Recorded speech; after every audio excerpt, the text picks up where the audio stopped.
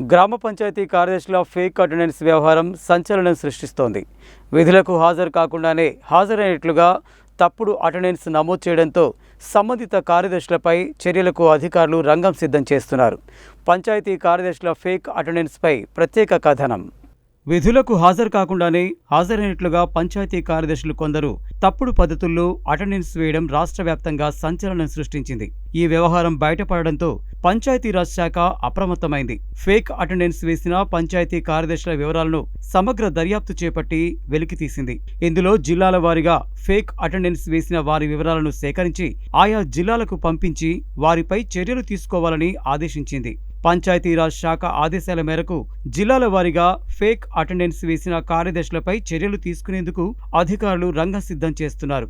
నల్గొండ జిల్లాలో మొత్తం 844 గ్రామ పంచాయతీలు ఉండగా ఇందులో 69 మంది పంచాయతీ కార్యదర్శులు విధులకు హాజరు కాకుండానే అటెండెన్స్ వేసుకున్నారు. ఈ విషయాన్ని గుర్తించిన పంచాయతీరాజ్ శాఖ ఫేక్ అటెండెన్స్ వేసిన సదరు 69 మంది పంచాయతీ కార్యదర్శులపై చర్యలు తీసుకోవాలని జిల్లా పంచాయతీ అధికారికి ఆదేశాలు జారీ చేసింది.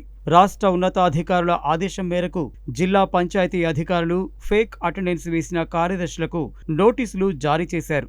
సదరు నోటీసులకు ఫేక్ అటెండెన్స్ వేసిన కార్యదర్శులు సమాధానం సైతం ఇచ్చారు. దీనిని పరిశీలించి త్వరలోనే వారిపై జిల్లా కలెక్టర్ చర్యలు తీసుకునే అవకాశం ఉంది.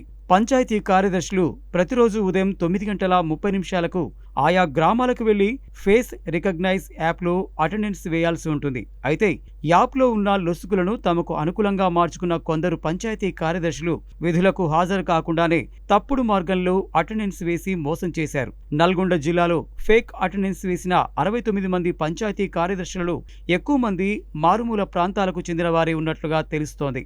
అటెండెన్స్ యాప్లో లైవ్ ఫోటోతో అటెండెన్స్ వేయడం పరిపాటి. కానీ పంచాయతీ కార్యదర్శులు వాడుతున్న యాప్లో లైవ్ ఫోటో లేకున్నప్పటికీ ఎవరి ఫోటో పెట్టినా అటెండెన్స్ పడుతోంది. దీంతో కొందరు కార్యదర్శులు గ్రామంలో పనిచేసే కార్మికుల మొబైల్ ఫోన్లో యాప్ను డౌన్లోడ్ చేసి కార్యదర్శుల ఫోన్ ఫోటోలను వారికి ఇచ్చి ఆ ఫోటోల ద్వారా అటెండెన్స్ వేయించారు. అయితే ప్రతిరోజు పంచాయతీ కార్యదర్శుల అటెండెన్స్ను ఎంపీఓ పర్యవేక్షించాల్సి ఉంటుంది. సదరు ఎంపీఓ ప్రతిరోజు 2 నుండి 3 గ్రామాలకు వెళ్లి పంచాయతీ కార్యదర్శి పనితీరును పరిశీలించాల్సి ఉంటుంది. కానీ నల్గొండ జిల్లాలో కొందరు ఎంపీఓలు పంచాయతీ కార్యదర్శుల ఫేక్ అటెండెన్స్ను గుర్తించలేదు.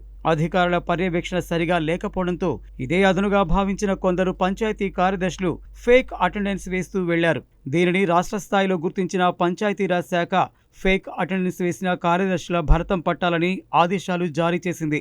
రాష్ట్ర ఉన్నతాధికారుల ఆదేశాల మేరకు సమగ్ర విచారణ జరిపిన జిల్లా పంచాయతీ అధికారులు ఫేక్ అటెండెన్స్ వేసిన 69 మంది కార్యదర్శులకు నోటీసులు జారీ చేసి వారి నుండి వివరణలు రాబట్టారు. వారి వివరణలతో రూపొందించిన నివేదికను జిల్లా పంచాయతీ అధికారి జిల్లా కలెక్టర్కు పంపించారు. జిల్లా పంచాయతీ అధికారి నివేదిక మేరకు ఫేక్ అటెండెన్స్ వేసిన కార్యదర్శులపై అతి త్వరలోనే చర్యలు తీసుకునే అవకాశం ఉంది. CCLA నిబంధనల ప్రకారం కార్యదర్శులను సస్పెండ్ చేయడం లేదా ఇంక్రిమెంట్ కట్ చేయడం లేదా క్రిమినల్ చర్యలు తీసుకోవడానికి అవకాశం ఉంది.